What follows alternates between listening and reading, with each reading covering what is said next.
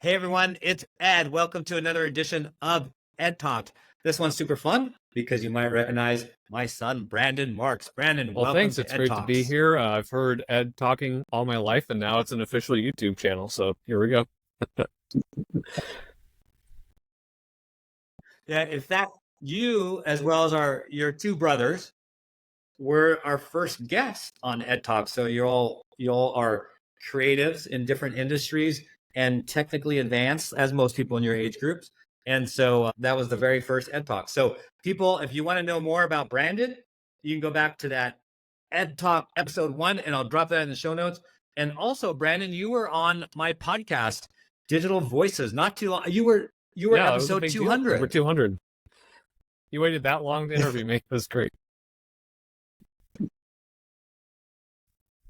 Yeah, I guess, yeah. right. That kind of backfired on me. But I've always been super proud of you, Brandon. And this one caught me off guard because I didn't know you were working on it. But you're a published author. That's right. Yeah, we finally published a book that we've been working on, my co-author and I, for 5 years now, Stewarding the Atmosphere. And I couldn't be more excited because, as you know, as a published author, it's a huge labor.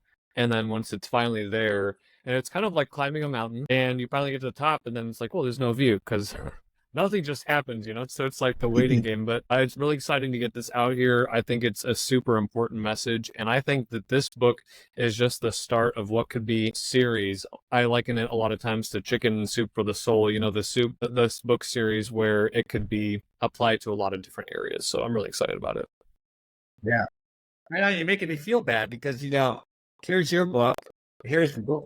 Yeah. I did with Mayo Clinic. But then we did do a real book about Mayo Clinic because even then it's like, Yeah, that's the comment I get the most inside. from people that I know, and they look up the book on Amazon, and 406 pages, and that kind of goes back to the origins of the book. My friend and I, Tim Sawtelle, who's a co-author, we have been teaching courses at a university for almost a decade, and we could never find a good textbook that really fits the bill for what we're teaching. So we always said, hey, let's just write our own. And we finally did after we're done really with that season of our lives teaching together at that school. But we finally got it out there. So it's really like almost the length of a textbook, but it's made to be easy enough to read by anyone who's technical or not technical too. So yeah, it's super practical. It's my favorite part. It has pictures. It's a picture book. I mean, the kids can read it, or you can read it and understand. Yeah, it's a great book. And the more that we really look into it, we're just trying to help. In this case, specifically starting with the church market. So that's where my career has been in the past 15 years, and we've really noticed that there's this gap between people that are presenting on a platform and people that are receiving the information, like in the audience, right? You as a tech team, the person that's on the tech team, whether it's a video lighting or audio person or a leader, they have an opportunity to create an atmosphere that allows people to really enter into that experience, good and bad. And, I liken it to a lot of our favorite coffee shops that I have. I go into coffee shops a lot, and there's an atmosphere that's there, whether you know it or not, and someone has to be intentional to create that. And so I go to a coffee shop pretty often, and the coffee is okay, but the atmosphere is amazing. It's a place where I can work on, work, I can write a book, I can get things done, and I really enjoy myself and I'm comfortable. And then there's better coffee shops that have better coffee, but the atmosphere is just not a place where I can really like connect with what I'm doing. And so this all really inspired this whole concept of really stewarding an atmosphere. So like I said, it's one of those things I think could be really great cross industries, because everywhere you go, you have an atmosphere. And so the last thing I'll say on that is, it was funny because we were about to record some content for the book, and holding the book in my hands, stewarding the atmosphere, and then my kids are just being super chaotic, and I'm like, man, I'm talking about stewarding the atmosphere in a church, and in my home, the atmosphere is very chaotic. So I think it really could translate to any industry. Yeah. Well, I do want to talk about that a little bit in healthcare in a minute because of your healthcare background, which I'll remind everyone about. But before we get there, what do you say? And it's I do love the pictures because, you talk about different types of fixtures and stuff like that. And so you can visualize those things. So it's super, super practical.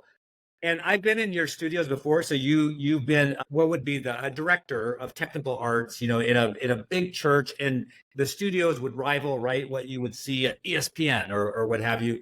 And it's pretty amazing. And I've seen you in your doing your art and the craft, and it's just a cool experience.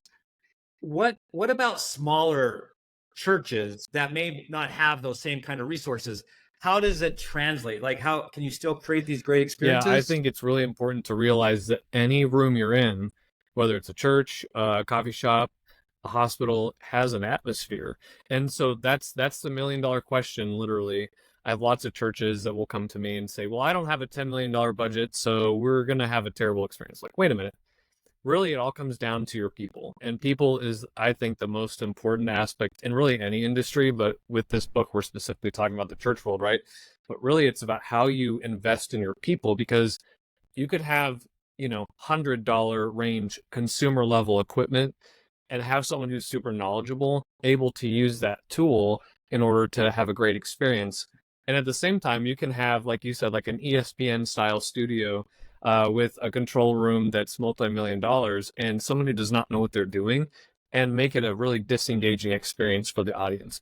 So really, it's about people, getting them trained up. And I've worked with churches, like you said, from the mega church that has $10 million a year to spend on production gear, and then a church that has one guy that does everything. They can both really make that experience what it is. It's really all about branding. A visual brand, an auditory brand makes all the difference. Yeah. No, that's super insightful, and I get the people part, Yeah. definitely. So just remind the audience a little bit. I'll let you remind it. Tell us a little bit about your healthcare background, because then I want to take the concept that we've been talking about and get your insights. Like, as a listener, most of my audience will be healthcare executives. What might they take away from the book? So Yeah. yeah, just really quick on your The healthcare inspiration background. for my career started in healthcare. I was volunteering at a hospital, and we were delivering gift cards for people who would win a game. And it was especially cool because it was usually to kids, and every time we would go, it was just such an amazing opportunity to just visit with people and kind of sit in with their pain, but also bring them some joy. And during that time, my overseer in the volunteer department recognized that I was, homeschooled, knew how to use a computer. And, this was 20 years ago, 30 years ago almost. And so she's like, "Well, you know how to use a computer. You can make a video for us." Well, back then, especially, that does not translate to knowing how to make a video. I had no idea what I was doing, but I was able to work with some of the best video producers and directors in the area at the time. And I got like one-on-one training and made this video that, looking back on it, is maybe one of the worst videos of all time.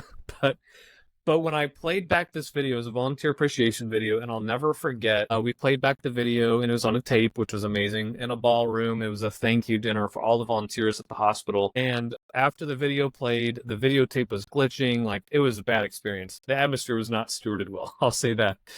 But after, I noticed that all of the volunteers in the room, no one had a dry eye. Everyone was emotionally affected by this video that I had made. And all I did was add some music to a great story and with some visuals, and it created something that touched people. And that's when it just hit me, is that it's those things combined that can really reach people and touch them and make them feel something. And so that's what inspired it. And so the first 5 or 6 years of my career was at a hospital in healthcare, working with patients, CEOs, fundraising, all across the board.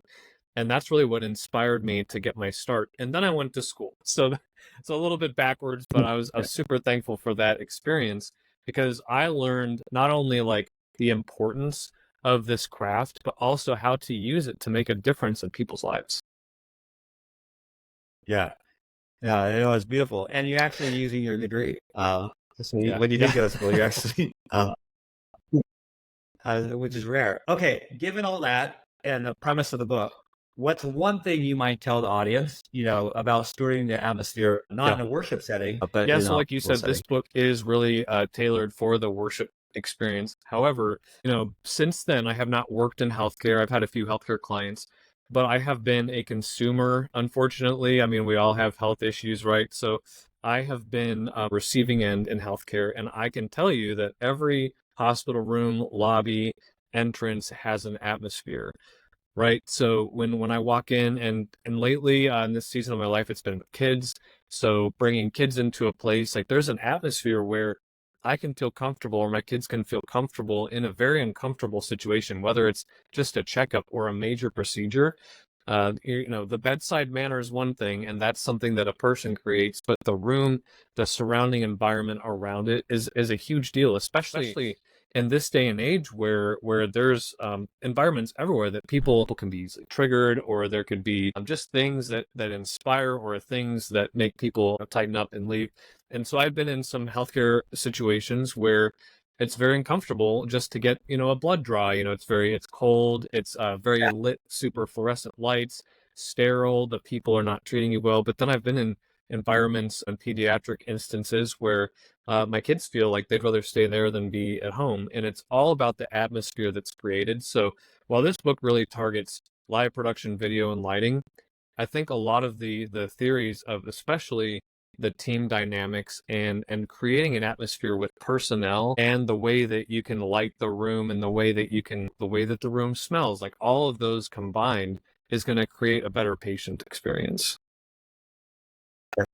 So getting Yeah. super personal, surprise question. You have 5 kids, I have Yeah. 5 grandchildren. And was that part of the impetus to do birth at home, where you can have a better atmosphere? 100%. I think there's lots of views on childbirth, and we've done everything from in a hospital, the normal route. We've done midwives at a hospital. We've done a birthing center. And the difference between a birthing center and a hospital is that feeling. It's the atmosphere. It's where the woman feels completely able to open up and release this baby, right? They feel so comfortable and ready. And so then we decided to take that one step further, to take it home. A lot of it's convenience factor, right? We don't have to leave anywhere. Literally, mom stays in the bed with the baby for almost 6 weeks, and it's the best experience. Because one of the worst things is, especially first-time parents, is you have this experience, you don't know what you're doing, and then they say, go get in your car and go drive 30 miles back home. You know, okay, now what? Then you're driving super careful for the one time in my life.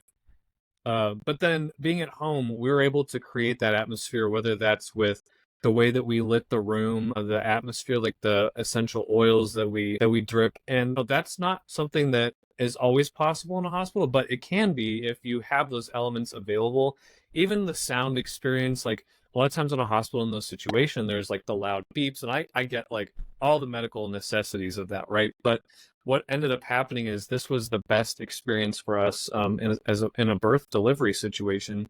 And a lot of that had to do with just the way we were able to like focus. I didn't have any difficult work during this, but my wife was able to focus and just really like be one with herself and with the family. And all the kids were comfortable too. We had all the kids in the same room, which was pretty crazy. Yeah. But just all that made for a really comfortable, amazing atmosphere as well.